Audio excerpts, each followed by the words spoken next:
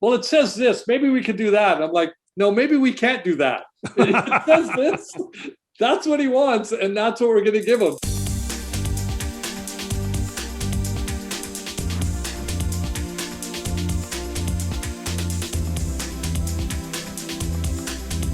Well, congratulations to all of you guys on the new season of the Orville. Thanks so much. I've gotten a chance to watch a few of the episodes and really have enjoyed them so far. So maybe, I know you can't get into too much of the plot detail, but talk about big picture, some of the things that you wanted to achieve, maybe plot-wise or cast-wise with the season. Where were you headed? Well, I think that we started the season how we always start, which is thinking about what are some good ideas for episodes. We're always starting that way. Like what are good ideas for our struggles for our characters to go through. We're figuring out where they were based on where we left them at the end of season 2. I think that a big thing for us this year was showing ramifications from the Kalon attack on Earth, that there would be personal ramifications for our main characters, and that we would deal with that in this season. So that was a big one. And then it really is also always starting from a place of what's a good story to tell with these characters, and then letting that creative process unfold. But by moving to streaming, it allowed us to tell some more epic storytelling. The shackles of a 41-minute runtime were gone, and we could have an episode that was an hour or an hour and a half, and that really has shown itself in the storytelling and the epic nature of the episodes. Yeah, a couple of the actors have noted that it felt bigger the season, and that a lot of the scenes felt bigger. And did it feel like that to you, Jon or Brannon? Do you want to weigh in on that? Oh, well, it didn't feel like that.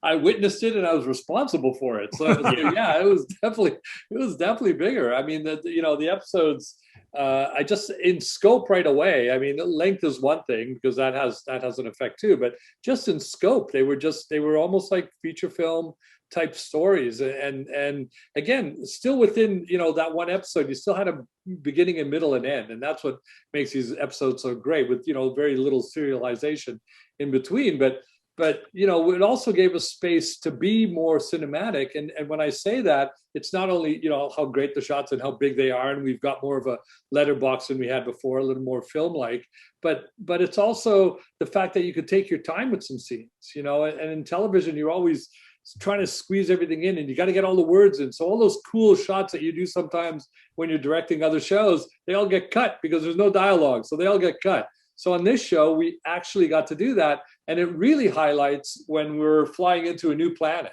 which used to be one quick shot of our ship, of the shuttle going down. Now there's one episode, we're flying in there 5, 6, 7, 8 shots. You're getting to really see what that planet looks like. And it's super exciting. And that's very cinematic to do that because you're telling stories with pictures. So there's more of that with the time that we have now.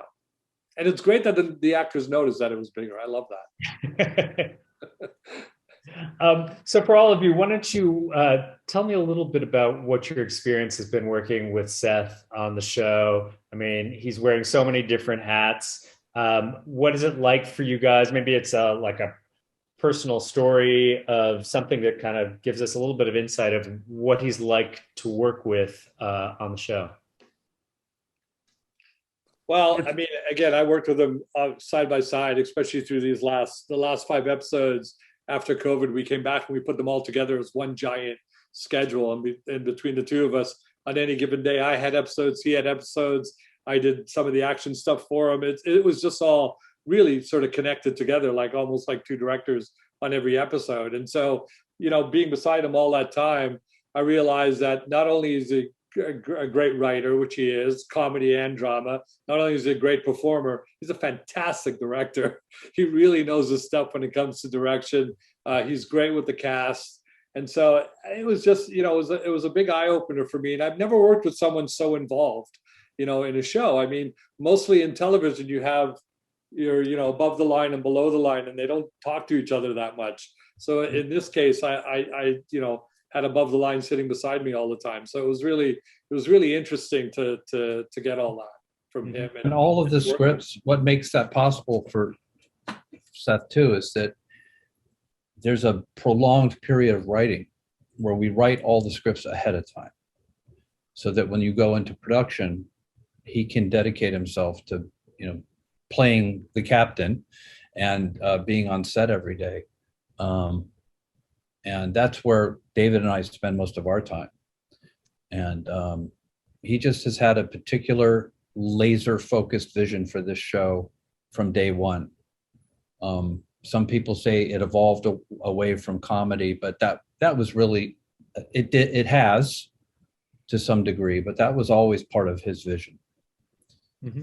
I think for me, the story of the selling of the show is always, to me, just so indicative of what it's like to work with Seth. I've worked with Seth for over 20 years, and this was just another example where he and I were just having a phone conversation. We're both big sci-fi fans. He's talking about this idea. He has, we talk about it. I'm encouraging him to write it. We get off the phone 2 weeks later. Yeah, I wrote that script, and Fox picked it up for 13 episodes. That's Seth. It's like that. He just does it, and that's what Orville is. He just did it, and we're all helping him. We're all contributing, and that's the other thing about him is he's a very generous collaborator. He's always about what's the best idea, what's the best way to do something, but he's also, let's do it. Let's just do it, and it gets done, and we're on the air, and that's Orville New Horizons too. He wanted this season to be what it is, and it is.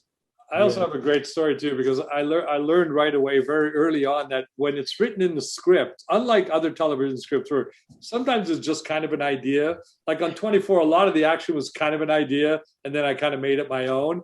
When it was in a script for Seth, I realized every word that's written there is there for a reason. So we had one scene in the second season, my first episode, I think it was called Home, where Alara goes back home, and it was a very quick scene where they just go into this guy's house, and they see luggage, and they go, oh look, he was here and he's gone. So we're always looking to save money, so they said, can I just do a 2-wall set? And I said, yeah, they'll just come in off camera, and there they are. And Seth comes in and he looks at the set, and it's only like 2 walls, and he goes, where's the door? And I said, oh, well, I'm just going to have him come in off camera. It's a quick scene. I figured we'd save some money. He goes, hold on, let's look at the script. They come in the door. and I just kind of went, okay, when it says door, there's going to be a door in the set. There should be a door. But here's the best part of that story is that he didn't get upset. He came up with the solution, and he said, hey, in the old movies in black and white, you would just have like the shadow of the door opening and you see someone coming in. Let's start on the ground, and the shadow will so we'll see the door opening, and there you go. And so we ended up with a door, a shadow of a door. But then I was the one, working with all the departments. They'd go, well, it says this, maybe we could do that. And I'm like, no, maybe we can't do that. It says this. That's what he wants, and that's what we're going to give him. So I became the keeper of, this is exactly what he wants. He didn't write it as a suggestion. He wrote it because that's what he wants. And that was just as difficult for the visual effects people. When he wrote what he wrote, he wants to see that. He doesn't want to see a cheaper sort of, other version of it. He wants to see that. So that became an eye-opener. And I love that, the ability to know exactly what you want when you're doing a show. That's really important. Yeah. So final question, there's so many great sci-fi shows, Star Trek and Next Generation, and you guys have such a devoted following. Where do you think Orville stands in that kind of universe of shows? At the top? Isn't that what we're supposed to say? I think it represents a vision of the future that is badly needed. Which is a hopeful one, and it's and a style of storytelling which seems kind of classical at this point and not that common, which is standalone storytelling, science fiction allegory. I think it stands very proudly in the lexicon of spaceship shows. Definitely. I think it represents an evolution too. I think that we stand on the shoulders of people who've come before us, no question. But we're also trying to elevate and expand and push the boundaries of the format.